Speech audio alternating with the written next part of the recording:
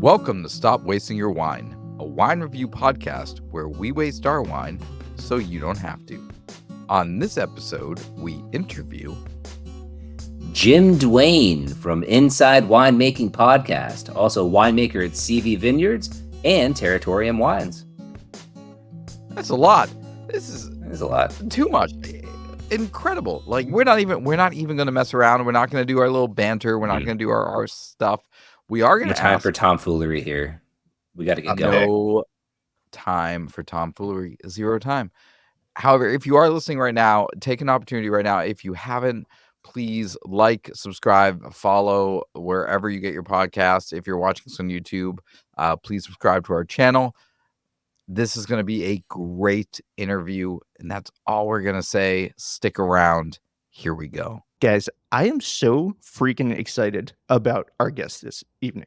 I don't know if you remember, not too long ago, we tried Grounded by Josh Phelps, and I said one of the reasons I was pumped to try that wine is because I was listening to an interview with Josh Phelps on one of my favorite winemaking podcasts, Inside Winemaking with Jim Duane. Well, tonight we have fellow podcaster and winemaker Jim freaking Duane on the podcast. Jim, thank you so much for being here. Welcome to the show. You bet. I'm happy to be here. Thanks for having me, guys. I'm looking forward to talking to you guys. Absolutely. I didn't know that was your middle name. Jim freaking Duane. Yeah, but is this really your favorite podcast, Colin? Because we didn't know this was your favorite podcast. Oh you my don't talk God. about it every single day. I know. I do talk about it quite a bit, but I mean, you have to imagine from my perspective, I've been listening to the dulcet tones of Jim over my car speakers for years now. So for him to actually be here talking with us is really, really cool. It's really surreal. So Jim, thanks again for being here. It's really for me, this is like unbelievably cool. So thank you. You bet. It's actually really nice to be able to connect with people that listen to the podcast, because otherwise it's just such a one-way audio stream that it just kind of feels weird. So it's really nice. I can't explain how great it is. Like put faces to names, sort of see people on the other side. So thanks for having me on. I'm looking forward to it. Yeah, absolutely. And we're going to get into the podcast a little bit later, and you do a lot of other stuff besides the podcast. But first, if you don't mind, we're going to do a little game, our second installment. Listeners, if you were listening last week, we had our first installment of PiNope or CharonYay, which is what we decided the name would be for tonight. But Joel, could you refresh? Yeah, and the audience weighed in, and that was by far the favorite name. So just, we're a community here. Your voice matters, and that was the voted title. What did we start with that we went away from? Cool or corked? Cool or corked. Cool or corked. And then we were drinking we landed on something much better. Yeah. Much cooler. We were drinking some flabby Gewürztraminer, and we ended up on flab or fab. But that didn't really stick. Too specific for That's that. like a side. So, Yeah. and what's interesting about this too is that was the birth of this segment, guys, and just in last week's episode too. So, Jim, to have you part of our first official coming into the show wanting to play this game is really, really cool and quite the honor. So thank you for being down to play. Before we get into just all the kind of the questions and the interview stuff. So for the listener at home, reminder, we're going to play a game called PiNope or CharonYay. This is where we bring something to the table to decide and discuss very quickly. Is this a PiNope or a CharonYay? These can be things that are wine related, somewhat wine related, or not at all. Last week we talked about people honking as soon as the light turns green at a stoplight. Okay, so it can be kind of across the board here. So I will kick us off for you all to weigh in on this. Okay, PiNope or CharonYay? Wine out of a plastic cup. Go. Ooh, CharonYay. Yeah. Okay. Yeah. Sometimes you're just in a situation where you don't have the right glassware, and that's okay. You're not always going to be inside plus camping. Right? Yeah, That's very true. Camping. Yes. 100%. Absolutely. Yes. for sure. No one wants as I to drop was a wine saying glass it, in the woods. it's so true. And as I was saying that too, I was thinking about, if you're by a pool or something like that where you can't have glass, Yeah. I'd rather have wine than no wine. So very good. For sure. Colin, Aaron. Okay. Yeah, situational CharonYay CharonYay. across the board. Situational Okay. CharonYay for sure. Yeah. Yeah. No, I'm Fair. a jib on this. This is not a show where we're judging people's glassware. All right, like we are excited that we're drinking wine at all. That's fair. So That's fair. regardless of the material. CharonYay. Yeah, I mean, Okay. I think the proper glassware is great, and it really does help a wine to an incremental level, but also to the other Sure. extreme, like the sort of the different series of glasses that people have come up with, like it's so just kind of out there. Like good basic wine Same. glass, just that's all you need. Yeah, Or for sure. plastic can work too. Mhm. You know, if you pay someone to do a wine tasting and they show up with plastic cups, maybe get your money back. So I don't think you're going to be able to swirl and sniff as you know, goes with a glass. But yeah, That's a good point. Okay, so I was down Fair. in Dallas a couple months ago doing like a wine event, an in-home wine event, and there was the people that hosted me just moved into their new house and didn't have their wine glasses with them, and so we did this wine tasting with, I mean, very expensive, nice wines out of just plastic cups, and it was okay. But the biggest issue is the spillage. When you don't have the bowl of the glass Sure. and everyone's over there Mhm. swirling just because they're so used to it, and then it's just like I spill all the time anyway, and this was a disaster. Oh my gosh. Oh man. unforeseen problems. Mhm. Yeah. Amazing. Okay. Who else has one? All right, I'll second one. The second one we have on our list. me. Okay, red wine with fish. Oh, for sure, because you got hearty fish and you got Pinot Noir, and you got lots of varieties that could Yes. work with big meaty fish. Not every fish, but for sure possible. Situational Chardonnay. Situation. Yeah. I'm Chardonnay, I love it. so happy to hear this. Here's my conundrum with this too, because I always feel I usually prefer to drink, you know, a bottle of red wine if I'm going to dinner, okay, with my wife, or you know, friends, whatever. I'm not just pounding a bottle of red You wine. have by friends myself at beside dinner. your wife. I don't know, could happen. I do, but and you know, I prefer to do that, but sometimes I want to get the fish. I feel like there's a lot of pressure to align Yeah. there. What if I don't want to? So I'm happy to hear you say that. Yeah, maybe not sushi, but if you got like, That's fair. I don't know, like halibut or sea bass or even salmon that's like really like big Yes. flavor, big intensity, like red wine can do it, but you got to be thinking about the right red wine, and like, you know, Cab's The right probably out one on this too. one. Yeah. Sure. Mhm. And maybe Yep. a nice Gamay or, Love it. like you said, some Yeah. Pinot Noir that might be nice. For Yeah, sure. for Mhm. sure. Something light. Cool. So, man, I'm glad we have an actual wine professional here because I would have been totally lost on that question. So it's cool to get some professional guidance here on some of these PiNopes and Chardonnays. Colin, you want to hit this third one? This last one's a yeah. big one. It is. This is a big one. And if anybody can answer this one, it's going to be Jim. So Hmm. there's no doubt that terroir is a thing. We all agree that it plays into the role of a wine. But what about somebody saying they can taste the terroir? Can you actually taste the terroir, PiNope or Chardonnay on tasting terroir? Oh, okay. Or telling people you can taste the terroir. Yeah. Not tasting. That's the thing. Yeah. Maybe you can, but announcing it to the room. Okay, I'm gonna go with Chardonnay with some caveats. Like, if Okay. the wine was made without the overlayments of heavy oak or overripeness, things that sort of blow out the sense of place, then you can taste where it's from. And you know, part of terroir isn't just the land and the place, but also that season, right? Because the climactic conditions of that season, that vintage, are a part of what you can taste in wine. That's why it's so fun to taste a horizontal or a vertical of wines. So same wine from the same place over multiple different vintages, because then you see not just the place, but also the overlayments, or not the overlayment, but like the characteristics of the vintage itself. So like if I'm at Seavey and we're going from 2011 when I first started up to 2021, 2011 was cold and wet, and those wines are more red fruited than dark fruited, and you can pick that out. Whereas if you go to like a ripe vintage like 2019, it's dark fruit.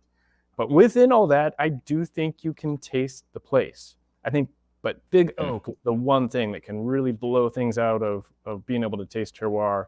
And sometimes either underripeness or overripeness can do that as well. And I'm not going to make fun of natural winemakers here, unless you guys want to get into that. But I think sometimes when you have microbiological stuff, that can interfere with the tasting of terroir. But Jim, let me ask you this though. Gotcha. Would you say that to taste the terroir, you could taste the terroir because you're deeply knowledgeable of the difference of year to year and knowing.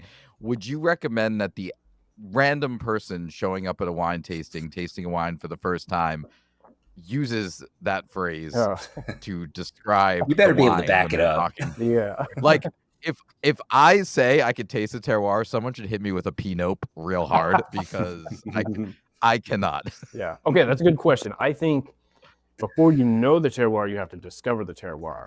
So if you had a wine Yes. for the first time and you say you can taste the terroir, you can taste the wine for sure. You're tasting what's there, but do you know the terroir? Because that's new. But if you're coming back to a Mhm. wine, over and over, like, yeah, I think it's possible. Awesome. There it is. I think Yeah. I think that's the perfect caveat Yeah. right there. That But is I absolutely am it. suspect of people saying they can taste things in wine because there's a lot of BS out there. I've heard people tell me that Yeah. they can taste sulfur, or they could taste, when people have added acid, things like that. And like it does get a little bit crazy. But terroir is so like it's fluffy enough that you can kind of get away with it. Yeah. There's some wiggle room there. Yeah. Right. For sure. For sure. I appreciate you saying that because I have like a repertoire of 8 flavors in my entire brain. And so in every episode, Joel and Colin are naming things that they can taste and smell that I've never heard of. So, That's not true. It's no, that is just- 100% true. Just You've have gone to from try 8 more to like fruit. 12. Yeah. Waiting for that Eggo waffle wine to come my way. Get there. That was awesome. Thank you so much for playing along on our silly game here. But we appreciate your Yeah. insights and some validation on some things that have been heavily discussed on this show before. So thank you for that. You bet. Yeah, we have big feelings. Yeah. So that was fantastic. Thank you so much. So we want to dive into it. Again, thank you so much for joining us. We really appreciate it. And we would just like to start off just by learning a little bit more about you. So Jim, like how did you get into wine and winemaking to start? Where did this all start for you? Right. So I grew up in the center of the wine growing universe in Salt Lake City, Utah. Back in the 90s, I was just back in Salt Lake this past weekend trying to sell some wine. So I've been telling this story and trying to hone it. But really it comes down to being outside, plants, and girls. And so I was always that Go on. I was always that kid on the soccer field, like more interested in the dandelions than the ball and the game. And like I wasn't just staring at the flowers, like I was actually really interested in the flowers. I've always known, I didn't know what I wanted to be when I was young, but I knew that I had to be outside. I wanted to be outside and I needed to work with plants. I just have an unusual fascination with plants and everything that grows. And so I didn't know what I was going to do, though. I mean, as a young guy, you don't. When I was getting ready to go to college, though, and you're kind of forced into like picking a major, trying to figure your life out a little bit, at least to focus it. I didn't know like everybody else, but so I told people I was going to study business, and I signed up for business. And I remember telling some girls that I was in high school with that I was going to study business, and I could just see their eyes gloss over, and I was like, okay, well, I remember Sure. that. In the meantime, I've been Business. making some beer because when you're a teenager in Salt Lake City, the only way you can get beer is to make your own. And so I got lucky, and my uncle Bob gave me one of those kits, like a starter kit. And so I made 5 gallons Good of guy. beer in those red fuel cans. Oh, yeah. Under the Totally. stairs of my parents' house. And you became the king of high school. Right. And so, I obviously didn't know what I was doing, but the beer came out okay. Myself and all my friends thought it was gross. Turns out we were so used to like natty ice and everything ice and, thin Yes. that my uncle actually gave me a porter kit. So it was this dark, heavy beer. And so we all thought it was gross because we were unfamiliar with the flavors. It was actually okay. I went back to try it a few years later and it was okay. Nonetheless, like we drank Awesome. it, right? It's alcohol. Yeah, And, who cares? Of course. Yeah. and If I quantify the stuff that I drank in high school, none of it's a really prideful list. Like it's It's not like great. college too. I mean, Yeah. yikes. It'd get much better in college, buddy. Yeah. right. Yeah. So from there, I remember fermenting and asking my father like what was happening, and he was explaining it to me, and I was like, that doesn't make sense. Like sugar turns into alcohol, like how? Like it basically just seemed like magic to me. And so I was very focused on trying to figure this out. And I just kind of fell in love with fermentation. And so I kind of like do that summer before we were going to college, put it together like, okay, if I want to work outside with plants and I want to do fermentation, I probably shouldn't make beer because you're really just going to be stuck in a brewery. And then I was like, well, what about wine? And then I kind of had to figure out, like, could you do this as a job? And so I looked into it a little bit, and I was like, whoa, like if you go to California or Washington or Oregon, I mean, I was very like West Coast biased because I was in Utah. I was like, you could actually do this. And so then the moment that sealed the deal is I told this girl when she was asking me what I was going to do, and I told her I was going to be a winemaker when I grew up, and she like lit up. And I was like, oh, I'm going to remember this one. Like, whether I become a winemaker or not, I'm going to use this line for a while. Way better than hashtag business. Right. That's awesome. Business. Wine business. So, at that point, I was like, okay, this is what I want to do, or I think what I wanted to do. I was going up to Gonzaga University in Spokane, Washington, which kind of has a little bit of a wine industry, or it's kind of adjacent to it. And so I figured that I would study biology so that I could eventually go to UC Davis. I couldn't quite just transfer to go to UC Davis, which has that's University of California at Davis, has the big enology and viticulture program, the big wine, studying program. And so I was like, okay, I'll go to grad school, get a degree in biology so I can go to grad school later. Ended up working at a winery called Arborcrest Wine Cellars in Spokane. And it was just like, I interviewed for the job for Harvest, didn't get the job. And I was like, okay, when they called me to tell me no, I was like, all right, can I just come to work anyway? I don't have to have that job. Can I just come learn? And it was great. The winemaker let me come up and work Harvest. I basically just stood at the end of the December and cleaned it. And it was like it was a do nothing job, but I just loved being there. And little by little started like smelling everything and tasting everything and learning the process. And I was like, this is it. Like for sure, definitely what I want to do.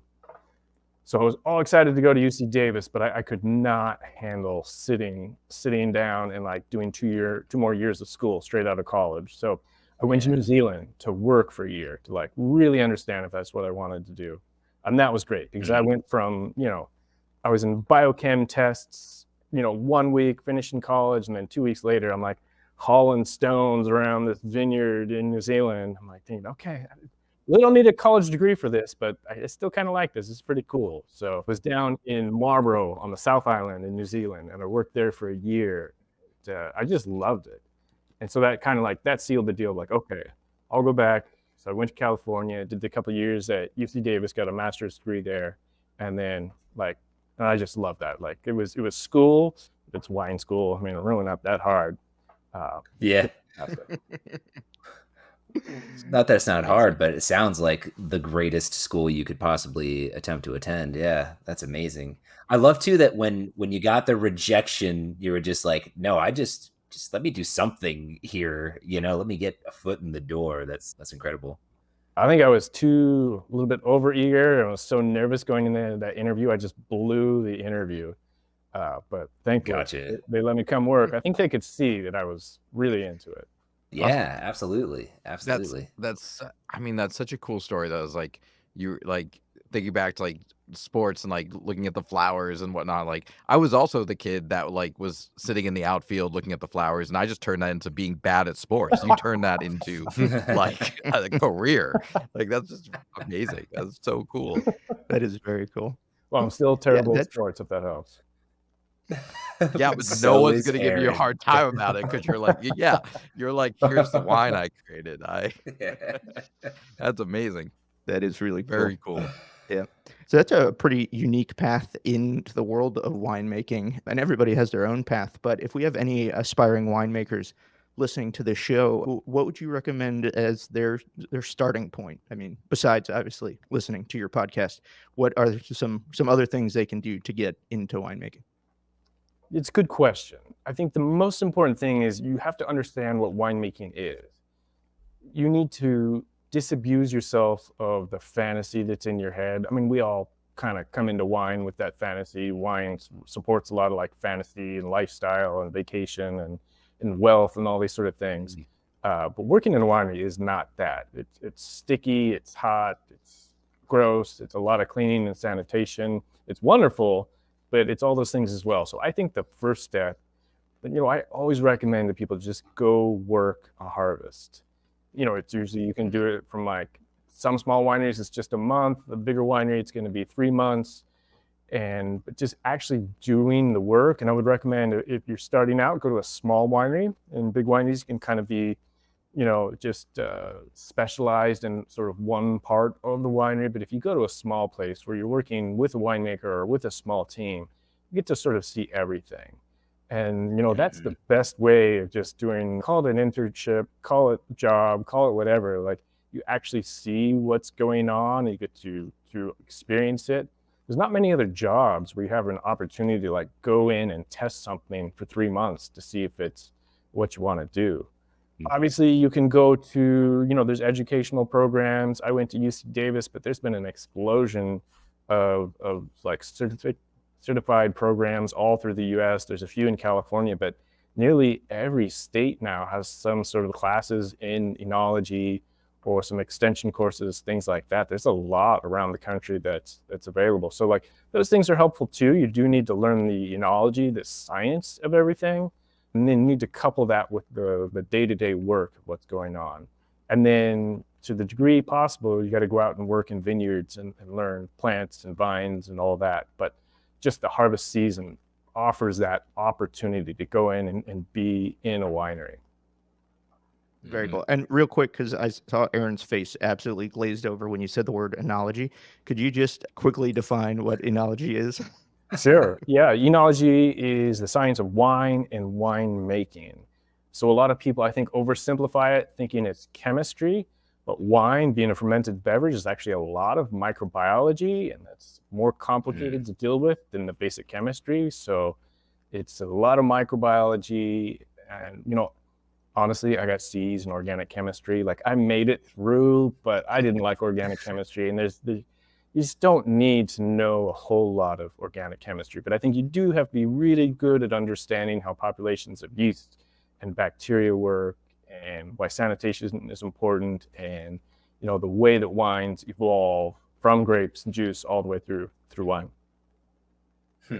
Yeah, it's so funny that you said that, because I was going to ask if the biology, the microbiology side of things came naturally to you as well, because I find it interesting that you knew at a young age that you wanted to get into the winemaking piece. And it's almost like that, the science part is it's probably not the first thing you think about when you make that decision and you go down that path.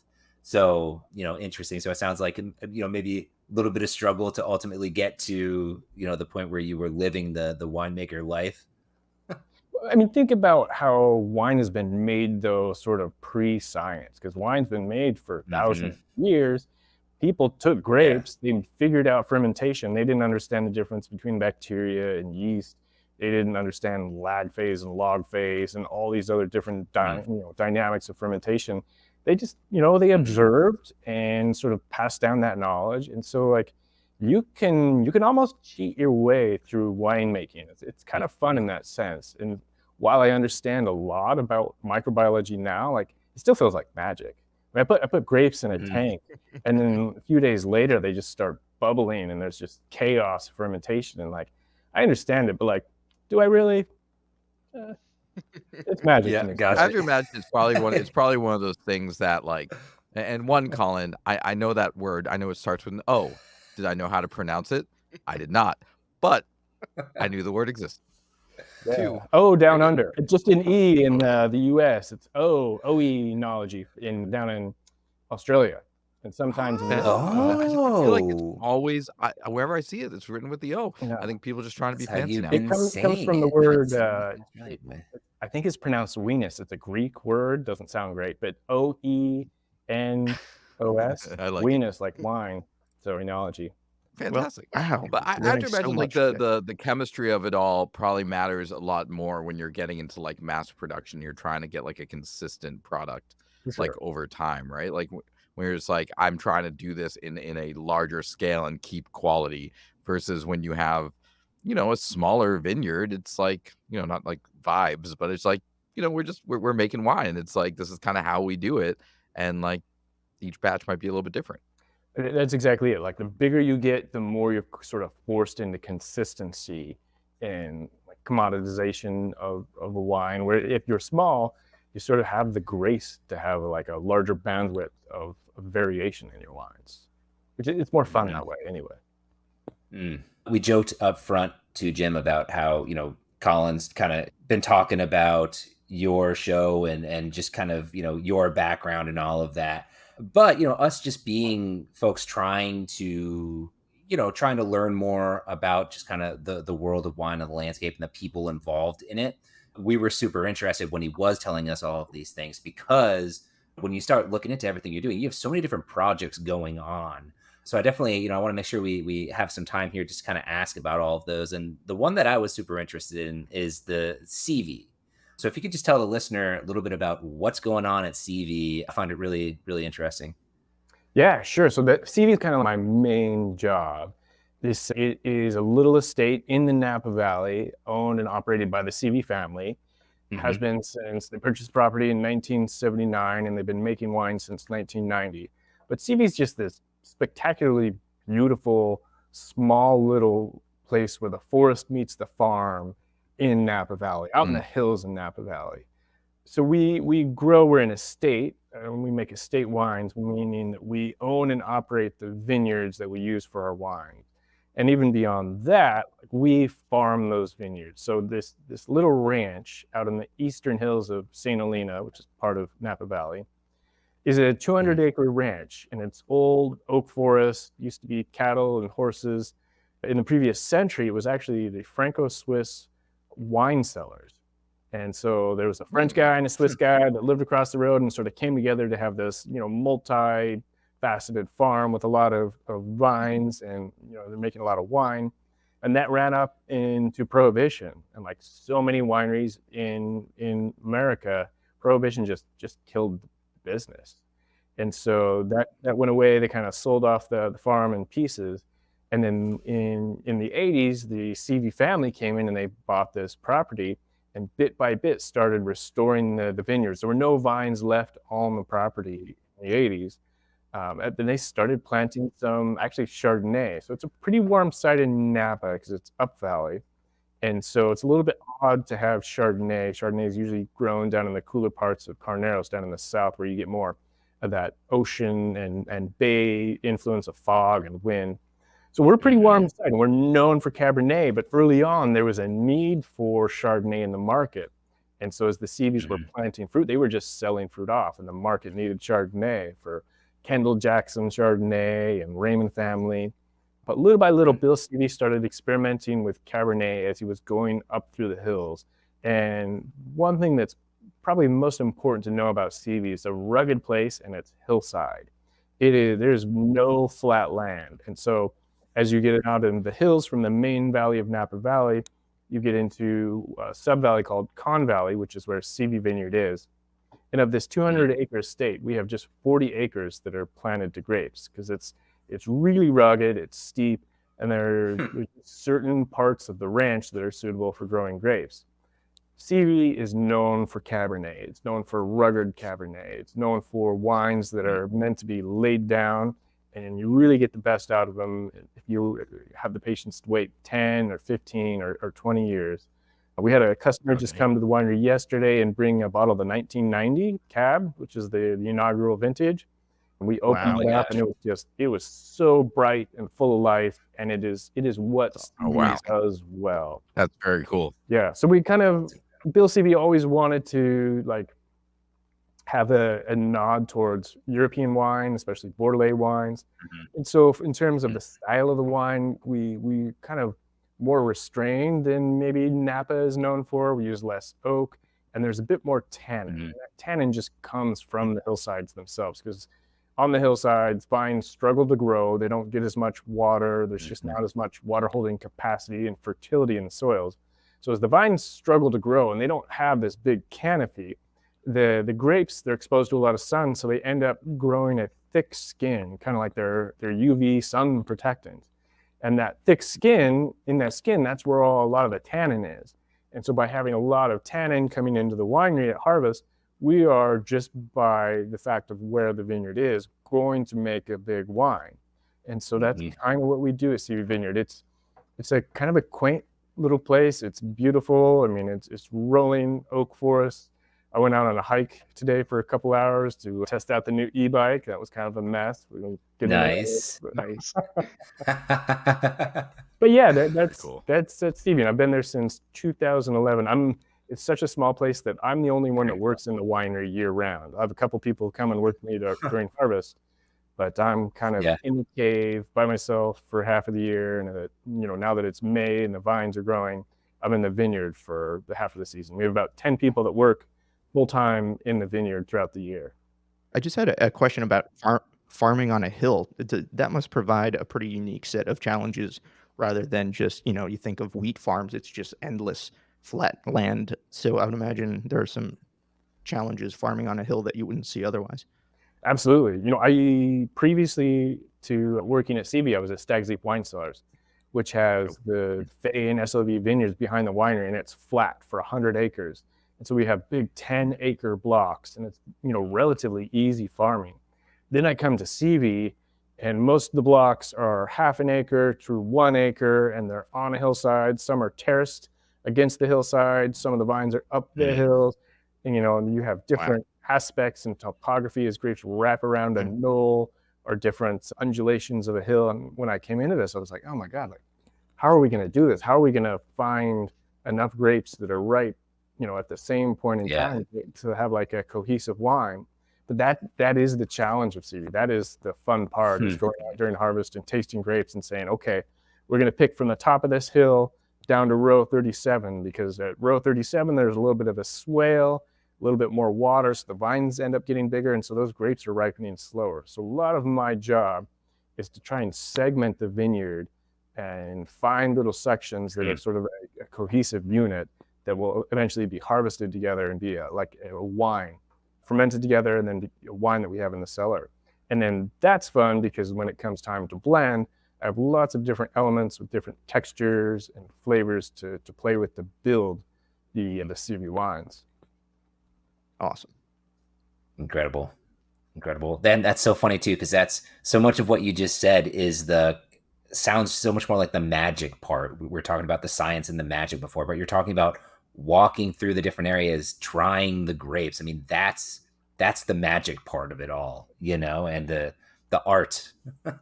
Yeah, for sure. The art. I mean, it's work, but you can look at a hill and the top of the knoll, there's going to be less soil than at the bottom, just because over time, a lot of that soil and the fertility has washed down.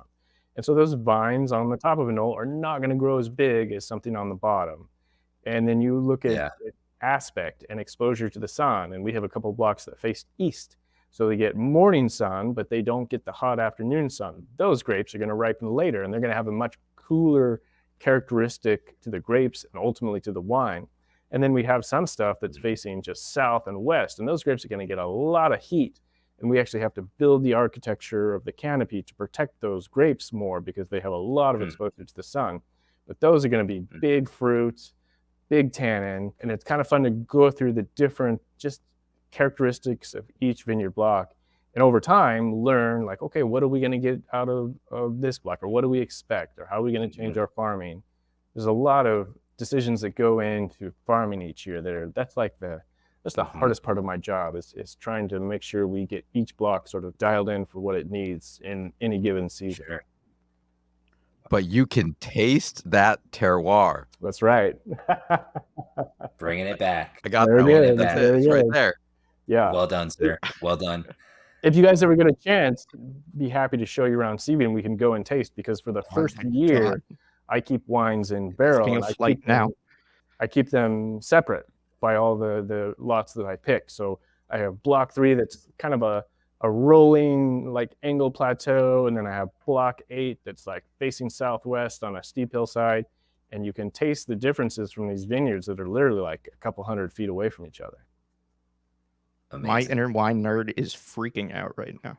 This is incredible. I could just, I know this isn't a winemaking podcast, but I could just listen to you talk about this for the rest of the podcast. But we should probably. Well, I was just curious, can folks go visit Seavey if they wanted to? Yes. Yeah, we're open by appointment only, and that's because of just where we are. We're on a small road, and we have to have someone there to host tastings. But It's check out the website, seaveyvineyard.com. It's a really Great. beautiful place to go visit. It's the old barn from the previous century that we taste in. Wow. Amazing. Unbelievable. Yeah. That's very cool. So Seavey sounds amazing. I'm going to chat with you a little bit after we're done recording because I'd love to take you up on that. And while this is going to kill Colin on the inside, I'm actually going to be in St. Helena in a month. And so while he should be the one to experience this, I'm going to be the one to hit you up for it. A little on inside. I think Colin's probably on Expedia right now looking at flights. Looking at flights, absolutely. I just had to Colin's going to show up. I have to find somebody to watch the kids, and I'm out. Look, so wonderful transition because as we said, like, we have known about you for a very long time, and as Joel mentioned at the beginning, I've started my wine journey pretty much with this podcast. Colin has brought me along with him and I kind of learn with the audience. I think I've grown over the last 10 months, yeah, I'm less dumb than previously, but like not where I hope to be a year from now. But Colin talks so much about inside winemaking, and I definitely listened to a few episodes getting ready for today, and it's so amazing how many different people you have on there and just this really cool connection to the community overall. What inspired you to get started with that? You obviously are already so, deeply rooted, no pun intended, in the wine world. Why? Yeah, you like that, Colin. I did. I loved it. Why, what started the podcast? Yeah, what planted the seed? I'll see how many puns I can roll up into this. There we go. Yes, Got love it. it. Yes. Welcome to come back whenever you want. It's a story about Seavey in the cave. So, like I said, prior to this job, I was working at Stag's Leap Wine Cellars, which is kind of a, it's a medium-sized brand, but it's really, it's a big brand that's known throughout the U.S. and the world. And so I was there working with 100 different people. And in just the production department, we had 20 different people. And before I left Stag's Leap, it sold a couple of times. It had some corporate ownership. It also had a joint venture with the Antinori family, the Antinori dynasty in Italy. And so through that, we had winemakers from Italy coming over 3 or 4 times a year. We had winemakers from Washington State, because it was part of St. Michel Wine Estates, all the time, people coming from Oregon. So it was really this nexus of technical knowledge that was really cool. I mean, I already had a bunch of people to work with and technical, an opportunity just to be that technical wonk and work with a lot of wines, but then to talk a lot about winemaking all through the world was fantastic. And then when I got the chance to be a winemaker, I was just an assistant winemaker at Stag's Leap, but I had to take a chance to take this big job. I was very excited, and I went to Seavey, and there's all these challenges like we talked about with the hillsides, and I really had to dive further into viticulture and farming grapes. But in the cellar,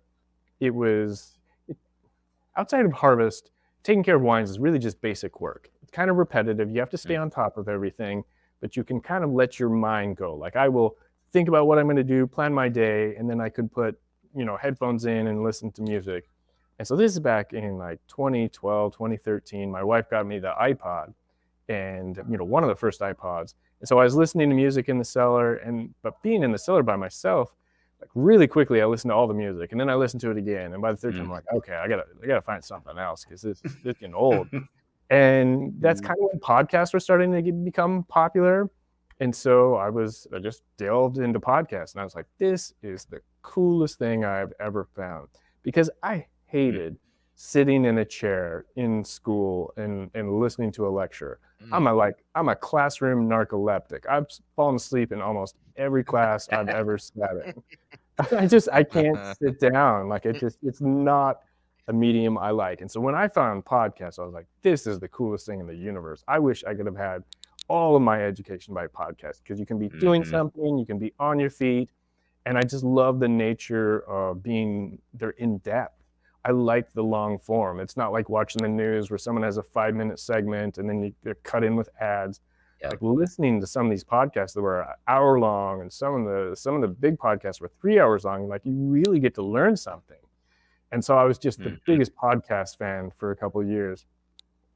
And then I was starting to think about okay, maybe I'd actually done someone else's podcast in 2014, and a guy showed up, and he just had a little handheld recorder and a couple mics. And I was like, whoa, it's a really simple setup. This is something I could do. And that kind of planted the seed in my head. And for 6 months or so, I was trying to figure out what topic I was going to do a podcast about. Like, I wasn't given that I was going to talk about wine. I didn't want to do a podcast just about wine because I'm not a sommelier. I'm not in the front of the house. I don't want to just have this education about like, oh, here are wines of the world. That's just not my expertise. And so I was actually, because stuff happens at the weirdest times, but in March 2014, my second daughter was being born. I was in the hospital. I just finished reading Gary Vaynerchuk's book, Crush It, which is just kind of like a book about, I don't know if you guys have read it, but just a book about like going out and doing your own thing and building your own brand. And I just had this idea, and I took this piece of paper because I couldn't move because my wife and my daughter were asleep, so I didn't want to get up to get paper. So I took this.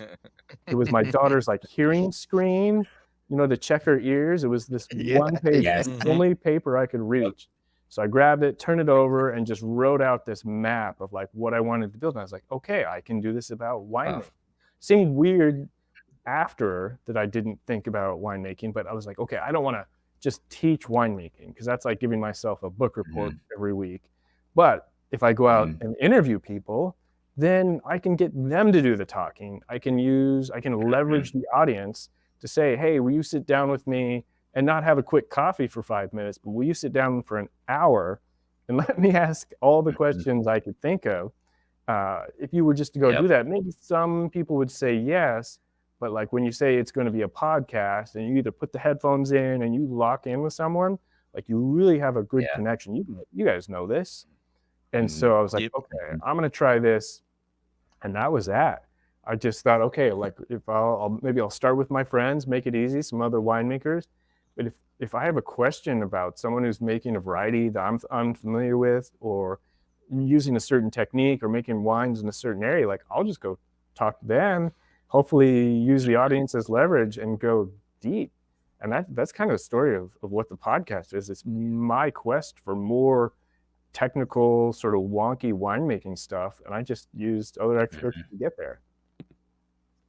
That's awesome. And honestly, you do such a good job. I mean, as I've said, I absolutely love it.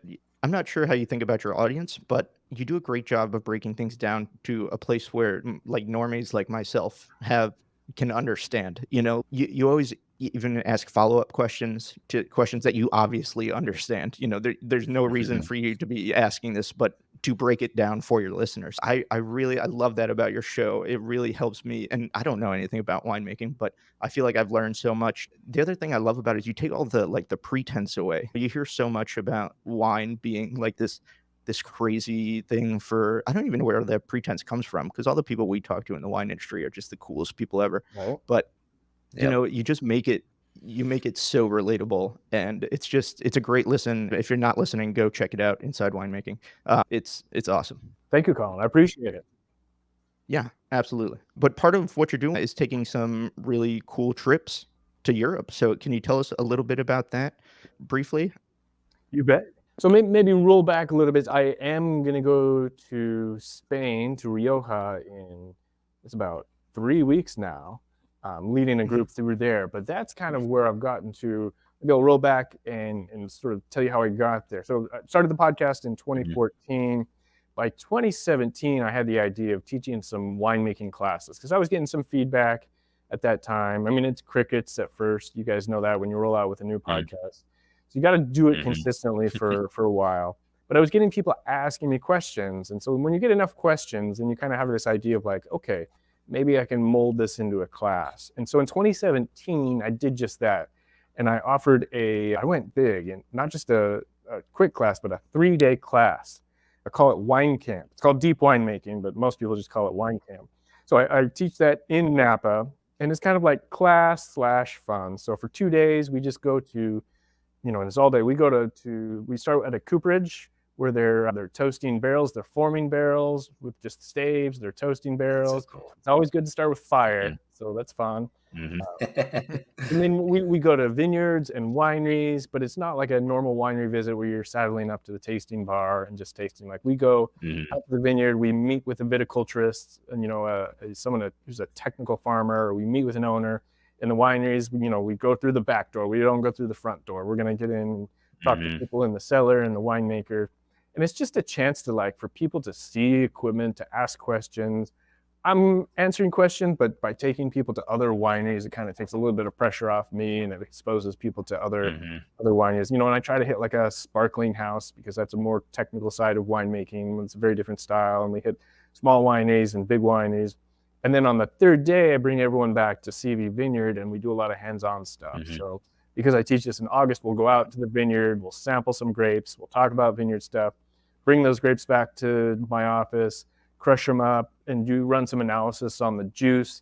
It's kind of just real hands-on, basic winemaking, but we eat really well, we drink a lot of great wine, and so it's kind of this fun event. So that's the first class I started with, and then I teach some other one-day classes on more just technically focused type of stuff. In this, the audience here, the people that come, some people are just seriously interested in wine, have no intention of ever wanting to make wine. They're such nerds. They're so into it. They just want to understand more, and so they'll come to the class. But a lot of people are actually starting wineries or starting small brands, and they're kind of like people your age, my age, that are in careers and want to switch careers, but they're not 20, so they're not going to go to a university and get a degree. They want to just learn quickly, and so I kind of provide a little bit of that ability to do hands-on practical winemaking. We don't talk about a lot of chemistry, but we get into just what's important, the basic stuff.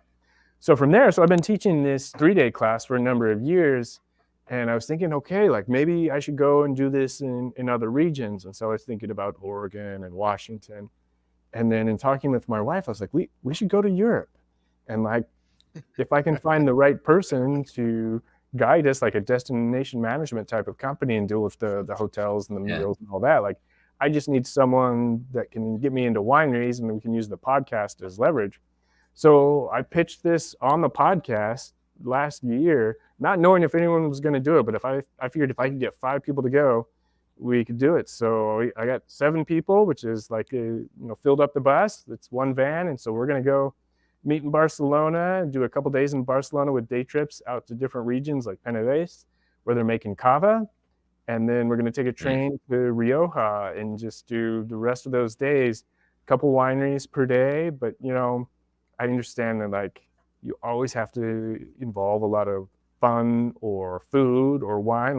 This is wine. People, they're happy to be there as vacation. So it's a lot of good eating and drinking and going to visit beautiful places.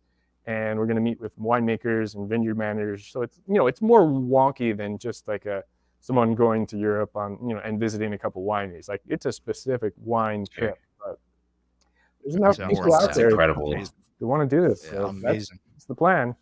Absolutely. That's so cool. That's so cool. It's people from your podcasting community. That is so neat. For our listeners, if you want to go visit a vineyard in West Jersey, I can take you to a vineyard in West Jersey. We'll start there.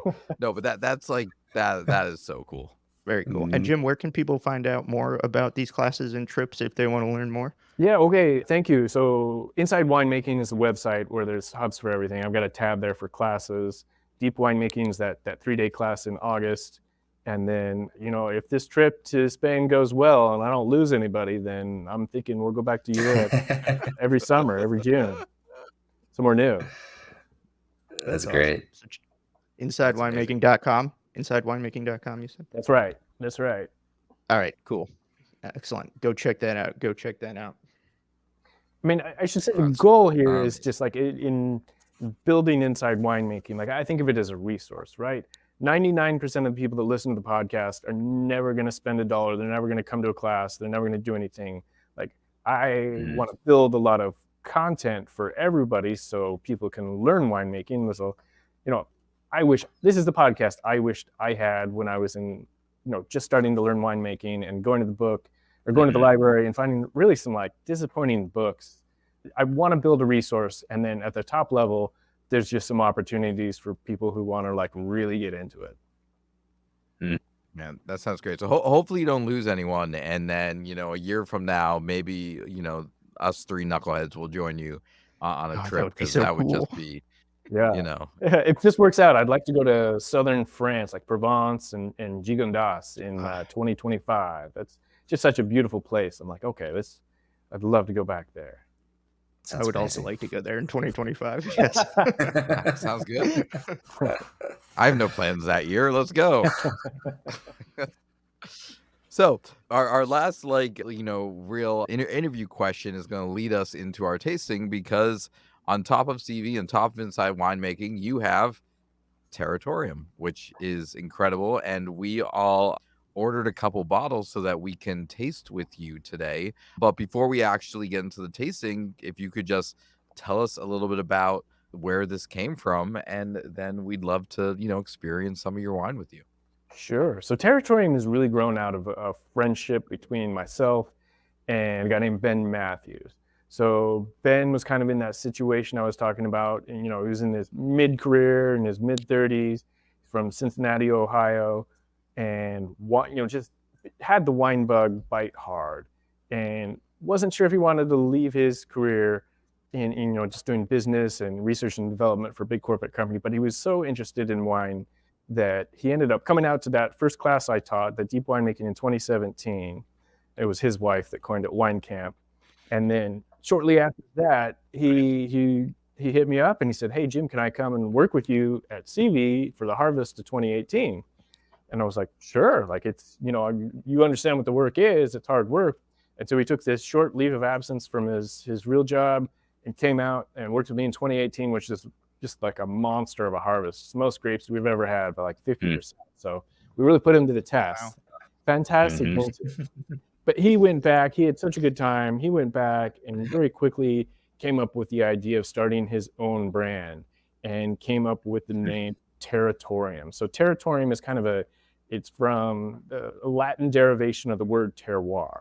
So what he wanted to do is build a brand, a portfolio of wines focused on single vineyards, focused on, can you taste the place? Back to Aaron, to your question about terroir. Yeah. So then he hit me up shortly after that and said, "Can you help me build this brand?" Because he's in Ohio. He wanted to build. He didn't want to make wines in Ohio from Ohio grapes. He wanted to make a higher level of wine from different vineyards in California. And so over the course of a couple of years, he put together a really good business plan and came up with the whole story and positioning for Terratorium. So we now make about 5 different wines from all over California, working with only single vineyard sites. And the idea, the customers that we have in mind it's kind of me and it's kind of you guys, where it's, as people, boomers are aging out, right? They're getting too old to either drink wine or they're just dying off. They have all the money. We know they have all the money. It's bad for them. They can't drink it. Stop drinking the wine. Right.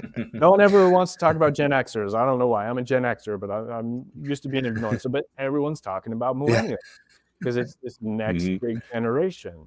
And so the idea that Ben had was like, okay, I want to build a brand, this Terratorium brand, for the millennial audience. And maybe they're not drinking a lot of wine yet, but as they get married and buy houses and start having kids, they're going to spend less time in bars, more time at home, and that's when people start drinking wine. I drink wine while I'm cooking. That's like the main time for me to have a couple of glasses of wine, and I'm cooking, sitting down at the meal. Like, as you're forming families in your, it used to be the 20s, now it's the 30s. Millennials are, like 6 years behind in terms of finances and economics because of all the junk that generation's been through in the past 20 years. Thank you. Appreciate you. Great job. Thank you. So we wanted to build a wine for millennials to stretch. So it's, they're single vineyards, so it's kind of following off of a craft beer idea. It's not your commodity beer. We're not trying to find cheap grapes, but what we want to do is find grapes that we're excited with, like with rosé, we're working with Grenache. And so we went to El Dorado in Gold Country, and we found a higher elevation vineyard where the grapes take a long time to ripen, and we make our rosé from that. And we make a Pinot Noir from Anderson Valley up in the Emerald Triangle in Mendocino, where there's 2 main crops, and one of them happens to be Pinot Noir. And then Ben was always excited about Cabernet Franc when he was working in Napa in 2018, because there were so few people making a varietal Cab Franc. Cabernet Sauvignon is so dominant here in Napa that most people, if they have Cab Franc, they're blending it in, into their cabs or in with Merlot. But it in itself has just a fun range of flavors. So we wanted to work with single vineyards, but with a single variety. And then because we're millennials, we built into the brand our own values, which is sustainability. So we're only sourcing grapes from vineyards, farmers that are either farming organic or have, they're farming sustainably, and they have to be certified. That's part of our ethos and part of one of the boxes we have to check. And me being an actual grape farmer, I can see through all the greenwashing stuff, and I can actually see great farming. So it's kind of this exploration of California through wine. And then the packaging for the wines, you guys have the bottles, so you've seen it there. Like it's not chateau on front. We wanted to have sort of that ink blot. It's really nice on the front, which conveys some of the flavors in the wine. And then each bottle has the 4 flavor emojis on the back, which are kind of like the top flavors from the wine. It's really great. Yeah. And so there's a little bit of information about the vineyard, but it's like, one sentence there. We just want to have a fun package, something where you can understand what the wine is, conveys what the wine is, but really good wine. And so to that end, and being that we want to explore and show these vineyards, show the terroir, and we rein back on oak. So like the red wines, they're aged in French oak, but we don't use a lot of new barrels because we don't want a lot of heavy oak flavor. We want the place to show. That's kind of the story of Terratorium. Well, you nailed the brand, because my millennial brain is like, God, those labels are freaking awesome. I love the labels. Thank you. Yeah, we're pretty excited about those. And we were just in restaurants trying to sell, and we were showing waiters, look, you can hold the bottle like this, and when people ask you what it's like, you can just it and look at those flavors on the back and tell people what it's gonna taste like. Yeah, incredible. I love the flavors on the back too, because it kind of makes it less intimidating. When you open a bottle of wine, it's approachable. That's right. You don't know what to expect, but knowing what to expect, I think really brings a level of comfort to a bottle of wine, especially when you're in a sea of other wines. Knowing what this wine is going to taste like is a really cool addition to the label. So I love that. And especially nailing it with the target audience. I mean, it's totally. Again, it's the audience that we've been trying to connect with this whole time. The audience that is in our situation, wanting to get more familiar and just more comfortable with wine. And the imagery, the information, all of that definitely lends itself to that very well. And we've talked about this so much on our show that our generation is just has generally not been prepared for buying wine and what wine is. And there's been this concept of I have to spend a lot of money on wine to buy a good wine. And the more money I spend on wine, the better the wine is. Or our generation gets taken in on gimmicks, and we're getting 19 crimes and stuff like that. And, hold my phone up to the label and it dances. And and it's just we have no concept of what is good wine. And so there is a huge value to creating wine that is simultaneously high quality, affordable, and is creating a marketing campaign that is designed to make it accessible. So I have a huge appreciation for this, because when we taste the wine in a minute or smell the wine, I'm going to say rosemary. You guys can't say rosemary because it's on the back of this, and I get that word now. But I appreciate that, because that makes it more accessible to me.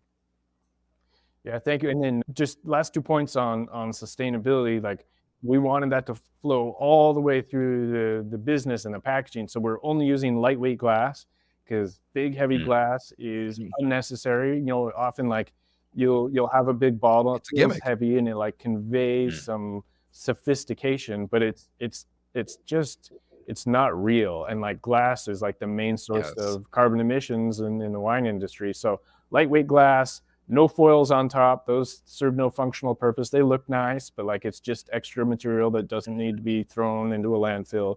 And then we're closing. I took my knife out on my opener, turned to your bottle, realized I didn't need it, and I said a small thank you to, the gods above, because I'm like, I hate this. Why I'm so much happier with that not there. All So right. thank you for that. And then we use the Diam corks as the stoppers. So I don't know if you guys know about these, but these are a conglomerated cork. So it is natural cork, but this goes through a process. It's a supercritical CO2 extraction. I cannot explain that, but I can just parrot those words. But it removes all TCA, all cork taint. So these are 100% guaranteed to never have a tainted wine because of the cork. And it's made of just cork and an emulsion of honey bee wax to bind the cork together.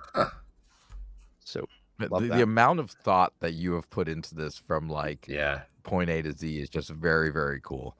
Yep. I have a huge amount of appreciation for this. Thank you. Yeah, the kind of goal was it's not your every Tuesday wine. I mean, they're priced in the high 20s and 30s for the red wine. So it's it's a Friday night wine, but we didn't want to make such an expensive wine that people would wait for an anniversary or a holiday for. We were hoping people would be opening the Terratorium bottles on Friday and Saturday night with their friends. But I love that mindset. I love that the mindset is 20s and 30s is like a bottle of wine for like a weekend, because the wine world is so crazy of like a $30 bottle of wine is not an expensive bottle of wine. And it's just not realistic in nowadays, telling people that if they're going to drink for it to be nice, it has to be $70, $80. Like that's ridiculous. So I love the mindset that these are higher quality $20 to $30, but that's a very accessible price point for a very good wine. For sure. Awesome. Well, I think that is a great opportunity to segue into trying the wine. So why don't we're gonna hop into the Riesling first. Jim, can you tell us a little bit about the Riesling, what we're drinking tonight? When I go down to Tendre Grape Field, where we got these Riesling grapes, I leave my family on the beach in Monterey, and I drive about 20 minutes inland to the Santa Lucia Highlands. That's the region, the AVA, the American Viticultural Area. That's the area where we get the grapes. And then Tendre Grape Field, they call it a grape field because these are old school farmers. This is a family that's been growing row crops and other like brassicas. Like this is big open, like the Central Valley of California, where they grow a lot of these vegetables. But that's on the floor. If you go up onto these highlands, these foothills to the Gavilan Mountains, which separate the inland from the Pacific Ocean, these foothills on the interior, that's where Santa Lucia Highlands is. So it's this long, narrow strip of vineyards. It's not wide at all. It's kind of funny. I mean, at some point, it's just, hundreds of feet wide. And it's just this really fun, cool, and by cool, I mean like cold and windy. I would never want to live there. It's so windy and cold. It's this really cool area where they can grow really great Chardonnay and Pinot Noir. And then at Tendre, they're so old school that they didn't want to call it, their grapes, the vineyard. They just call it the grape field. They've got some really fantastic Riesling. It almost sounds ominous. Right? Welcome to the grape field. And Ben, my business partner, always jokes that when we were trying to get these grapes, he kept emailing and texting this guy, Joe Allred, who's the farmer there. And he was saying, I just had this millennial mindset and, wouldn't answer. And I was like, Ben, this guy's old school. You got to pick up the phone. You got to call this guy. And so he picked up the phone. Joe answered right away. They had an hour-long conversation. Joe ended up liking Ben and said, all right, I guess I'll sell you some Riesling. And so we were very fortunate to get that Riesling. It's a really cool area.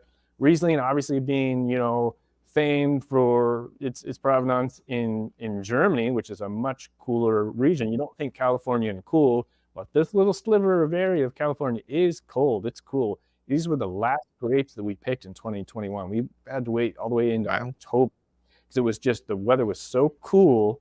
This is 2021 when the rest of California was in drought and having heat spikes everywhere. This vineyard never got above 80 degrees the entire growing season, which is just fantastic for the long, slow ripening. And and so I'll let you guys taste this wine and let me know what you think, but we got to talk a little bit about the balance of sweetness and acidity. So the knock on California Riesling, it's often sweet and just kind of Right. flat, kind of boring. And so sometimes we actually have trouble getting people to try this wine. But we wanted to have enough acidity built into this and a balance of sugar, so it'd be really something interesting. But I'm interested to know what you guys think after tasting. Well, that's the first thing that stands out when I sip this too. Yeah, just that wonderful, just the citrusiness is kind of the first thing that that shows up to me. And like you said, I do it too. I should know, but sometimes I do that where I equate Riesling to sweet, and just not at all. And, you know, enough in there to find that perfect little balance in it, but it's not the first thing that I'm picking up on. Yeah, and it's wonderfully well balanced. Like for me, structure is such an important part of wine, almost more so than taste, because you oftentimes get really nice flavors, but if the structure isn't there, then there's nothing to really back those flavors up. And just drinking the experience drinking this wine is fantastic because you get that bright acidity, but it's not too much. You know, it's really, and honestly, I'm surprised, and I guess it's the cool climate, but I'm surprised there's this much acidity from California at anything. It's a real treat to drink structurally. And, you know, we haven't talked about the flavors yet, but they're wonderful too. But like, I just can't get over what a pleasure it is to actually like put into my mouth. So it's fantastic. No, and we've been really spoiled with Riesling on the show too. We've had one Riesling before this, Jim, and we got from this great little Dom de Count Werner in Germany, and it was a dry Riesling, and we're like, oh man, and we did a whole episode kind of about how it was kind of breaking the mold around the concept of the super sweet, you know, your aunt's blue bottle Riesling that everyone imagines.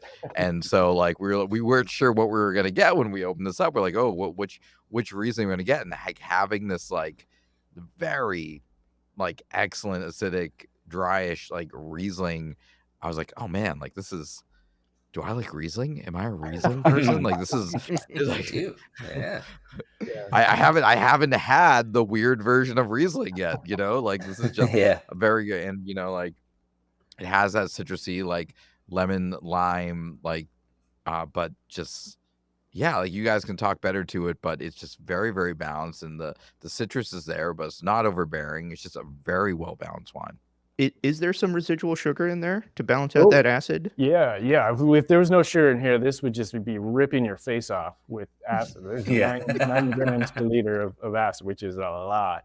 I think the best way to think about it is lemonade, because everyone knows lemonade. Everyone says squeezed lemons, and then you taste it, and it's like terribly sour, and then you start dosing sugar in little by little by little to get to something that's, you know, at first it's just kind of, it's just better or it's palatable, but you put more sugar and then it gets good. If you go too far, then it's just sweet and it's kind of sickly. That's what we were thinking about with this Riesling. Where's the balance point where we have some sugar to balance the screaming acidity that's there? And so we kind of got to this 1-to-1 ratio of sugar and acidity. So you do taste just a little bit of sweetness up front, but you get a lot of tartness and sort of mouth-watering juiciness. It's the finish of the wine. Also, that sugar does give it a little bit of texture and weight to the wine.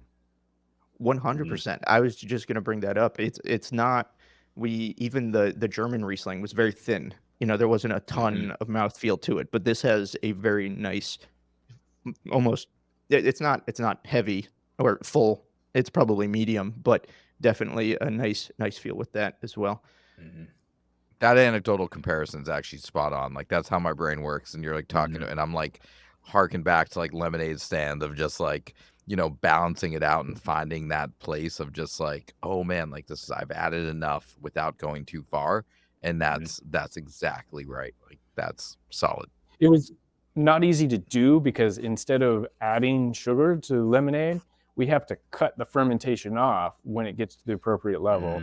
So there's just that residual sugar from the grapes themselves.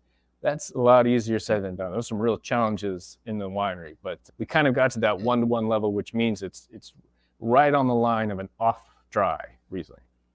You absolutely nailed it. And I think we haven't talked too much about flavors yet, but I love the flavors on the back of the bottle map so well to what we're experiencing. You know, you have the lemon. I think the beeswax is an awesome intro because, if you're not thinking about that necessarily, but, once you read the flavors and try the wine, it's all in there. And, I just think that's such a cool way to experience wine. So props on that. I think that's a great addition to the label, and it really, you hit home run with that. So This is the wine that you can have with spice. So there are very few wines that you can eat with spicy dishes. But because of the sweetness and just the profile of the wine, this is great with Mexican food or Thai food or any sort of Asian or equatorial food where they're serious about their spice. This will work. all right. Well, does anybody else have anything about the Riesling? I think we covered it there. We have one other one this evening. No, I want to drink more of his wine. I know. God, that's so that wine is so I drank good. half the Riesling. Sorry.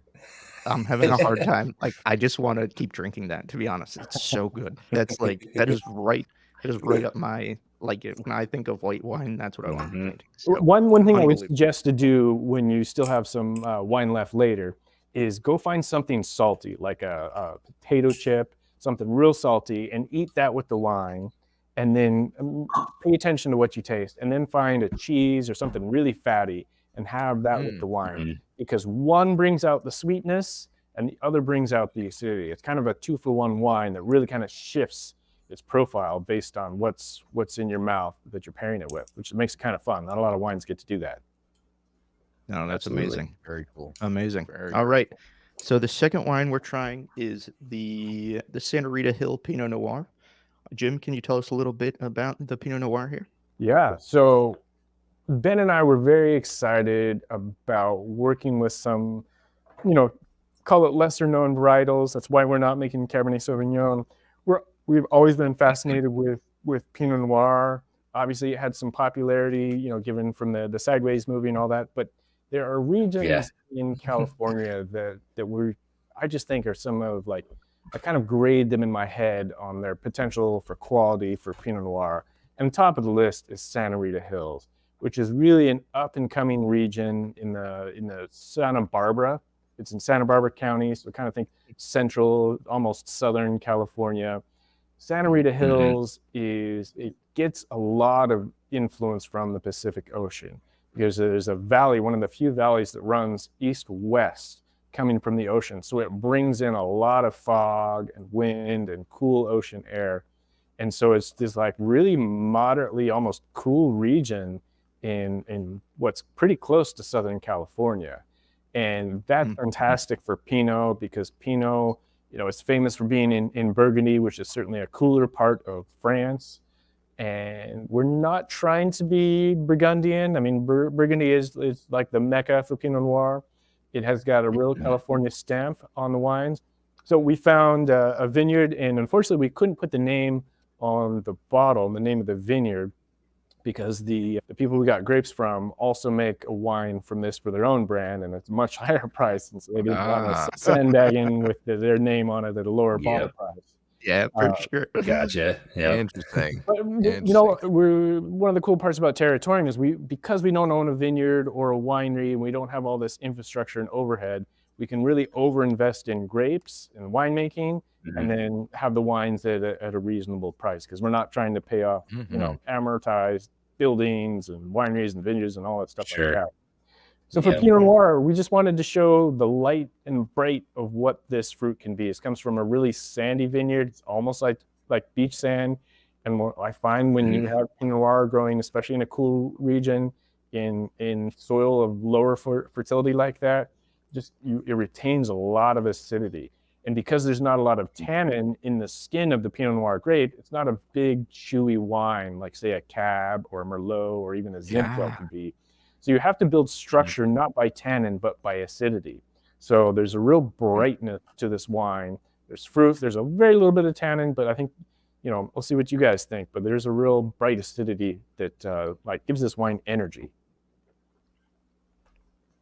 I would totally agree. And actually, you said there wasn't a lot of tannin, but the tannin is really nice. Like, it's noticeable. I've had some Pinot Noirs where the tannin is either bulked up, I don't want to say artificially, but it just doesn't seem like there's just so much tannin for Pinot Noir. It doesn't seem real.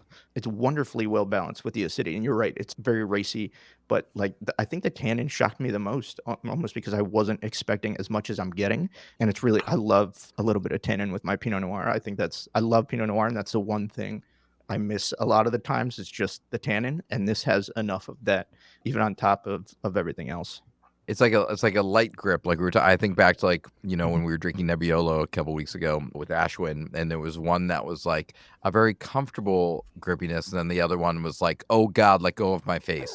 Like it just like locked up your entire mouth. It was Yeah. like it was too much. And this just has like a nice, like it's there. I feel it, but it's not the showstopper. It's not the center of the whole thing. It's just part of the experience of the wine. And And I appreciate that. they're wonderfully smooth. Like it's Mhm. not like scratchy or anything like that. They're just like, they coat the gums, but it's not offensive in any way. It's really a wonderful, like I said before with the other one, I think you guys are absolutely nailing structure, like just Well, nailing structure. that's what I was going to say too. And you took the word smooth right out of my mouth right there, Colin. And just once again, with both of these, just the balance, I'm just pretty blown away by. It's incredible. This is the wine where we wanted to sort of build this experience where we want people to imagine that like you're up on a bluff overlooking the Pacific Ocean, because these vineyards, these grapes are grown very close to the ocean, but looking over the ocean, kind of at a sunset. And this is just the relaxed, chill out wine. It's not, because it doesn't have a lot of tannin, it's very easygoing. So this is a fantastic like cocktail era wine. If you just have some shrimp or some mushrooms, this Pinot Noir we found really pairs well with mushrooms, and like that subtle earthy flavor helps pop some fruit. But this is the relaxed, chill out, you're on vacation on the Pacific wine. Absolutely. I love that. And like, just again, going back to how thoughtful your labels are when like trying to think about like, what am I tasting here? Lots of red wine, you're like, I taste plum. And, you go to the back, and you're like, red plum. Well, I'm like, what is that other thing? And then I see the hibiscus and pomegranate, and I'm like, oh, there it is. Like there's that extra little bit that I would not be able to pull out on my own. But when it's like presented to you, you can make that connection in your brain. You're like, that's what that is. And now knowing that like allows me to make decisions in my wine purchasing moving forward. So I'm like, I like that combination. Mm-hmm. And now I know that's a flavor profile that I'm into. I just want to say it's a beautiful smelling wine. Like the first thing when I smelt it was like the first word that came to my mind was pretty. It's just so pretty. Like just smelling it is such a nice experience. And then obviously tasting it, it absolutely maps as far as what you smell and what you taste. So it's really it's a fantastic wine. And I think this was in the 30s, you said, like $38, I think this was. That's but right. like the value, even for $38, like is incredible. Both of these wines. I think the Riesling was 28 or something like that. But like this is really good wine for those prices. So it's just an incredibly well done job. Yeah, the Riesling is a sub $30 wine. Like if you want to drink a good white wine, do not spend $11 on like a crappy white wine. Spend, mid-20s on a really good white wine. This is that like shift in concept that we're trying to talk to folks about. It's like, we're not telling you to break the bank. We're not telling you to go out there and spend a ton of money on wine, but like you can get really, really good wine for mid-20s, mid-30s. Yep. Ben and I spent a lot of time sort of agonizing on how low can we price the wines, because we know the higher we go, the more that it is a barrier to purchase. And so we really kind of feel like our mission is to find great farmers that are, farming sustainably in a site that we're very excited about, and then just keep the winemaking as basic as possible so we can bring that wine as affordably as possible. Yeah, I wish these wines were all $15 a bottle, but it's not possible when you're going to like really good vineyard sites in decent areas, especially on the cooler coastal parts of California, because it costs money to farm grapes. And so it's kind of the balance we're always trying to strike. Yeah, and I think you absolutely nailed it. Absolutely nailed it. So, all right, Jim. Well, is there anything else that you'd like to bring up before we let you go? We've taken up way too much of your time. You've been very generous. Is there Mhm. anything else you'd like to tell the listeners We got about? Seavey. We have Inside Winemaking. We have Terratorium. Like, so much cool stuff. Yeah, no, I think that this has been a great tour of the old Jim Duane projects. I think that, yeah, we covered a lot. Yeah, thank you guys. This has No, been we fun. have. No, thank you. It really has been fun. And Territorium is territorium.com. Is that correct? Terratoriumwines.com. Yeah.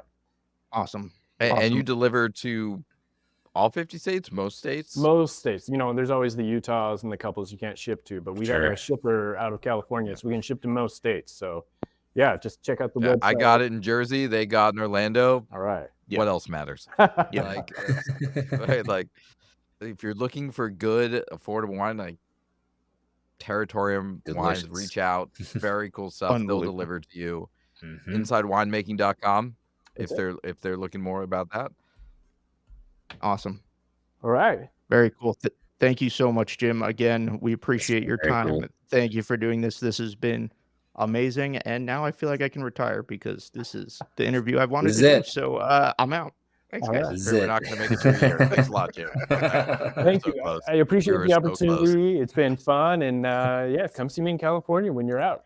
It'll be a great Oh, time. I'll show you around. Yeah, absolutely. Thanks, Jim. Appreciate you. Okay. Booking my flight now. All right. Thanks, Jim. What an amazing interview. I mean, God, the more Yeah. folks we interview from the wine industry, the more you just kind of fall in love with the wine industry. Jim was an amazing guest. He was incredibly thoughtful with his time and his answers, and I just it fulfilled my inner winemaking nerd. I'm totally full. You're full. Your Full. glass is full. Your My- mouth is my full. gla- Your belly's full. So weird. You have a sense of place. Or a I sense of- do a sense of terroir right now. I'm feeling it. Yes. No. Like, I'll say Jim said something, and I just want to keep naming that we keep finding this common thread, which is there's a sense in the wine world that people are stuck up or pretentious and inaccessible. And we keep meeting folks who are awesome and The down coolest. to earth and Cool, just the coolest and so chill. And it's because we are talking with the people who are making the wine, enjoying the wine, like talking about the wine world, rather than the folks whose job it is to make you purchase the wine, Absolutely. or to convince you that they are the ones that are making the wine knowledge accessible to you. And so, like, the more we talk about this, like Jim mentions all the amazing people he met, Ashwin, Cheryl, like all these people we've interviewed have just been so cool. And I just can't wait to meet the next person. It's just everyone we're meeting is amazing. There were two things that really brought that home for me. Two things that he talked about. Number one, obviously, him talking about walking around the vineyard, the Seavey vineyard, and Cool. tasting the grapes from here and there, and already thinking about the blends and how much this area needs more time here or this, and do we need to adjust the canopy here? Amazing. terroir. You don't think about that when you're thinking about wine initially until you start talking to the folks who are doing it. The second thing that really drilled it home for me too was when he was talking about how when he goes to the one vineyard for their grapes for Terratorium, he brings the family, they play at the beach in Monterey, and he goes and he meets with the vineyard, like that's just so cool. It's a family affair. There are real, people who love wine that are doing this, and it's their life. And I just thought that was so cool. And the wine is so good. Honestly, It's so good. so good. It's incredible. Check them out, territoriumwines.com. I will include all the links in the show notes to all of his projects. But honestly, like Yes. the wines from Terratorium that we've tried tonight are outstanding. So Delicious. go check them out, Sure. try them, buy them, enjoy them. I loved the Pinot Noir. Kind of expected that I was going to, and I did. But man, I was so shocked by how good that Riesling was. Awesome. Yo, me too. Like, And again, like, am I a Riesling guy? I don't know. Like, every I think Riesling you are has, official. like, You might be. and look, on top of it, I was on their website. They have a wine club. Yeah. Like, I know, know. and I know sometimes when it's a wine that you can only like order online, it feels slightly less accessible. But like, it's a wine club. You can go on, you can sign up, you can get this shipped to you Yeah. on like a, on a somewhat slightly annual basis. I am very impressed. Collectively annual? Somewhat slightly annual, bi-monthly. I don't know. Worth every dollar. Whatever Aaron's plan is works out to monetarily, worth every dollar. Whatever somewhat slightly annual is. Gotta I'm buy in. it. Would recommend it. Absolutely. It was very good. Yes. So thanks again to Jim. And just what a fun conversation. Amazing conversation. This is, I'm excited to have more conversations because of conversations like this. So please check him out. Jim Duane, Inside Winemaking, Seavey Vineyards, Terratorium Wines, all of it. Awesome stuff. Again, thank you, Jim. And we will see you guys next week. And remember, stop wasting your wine. Bye, all. Bye.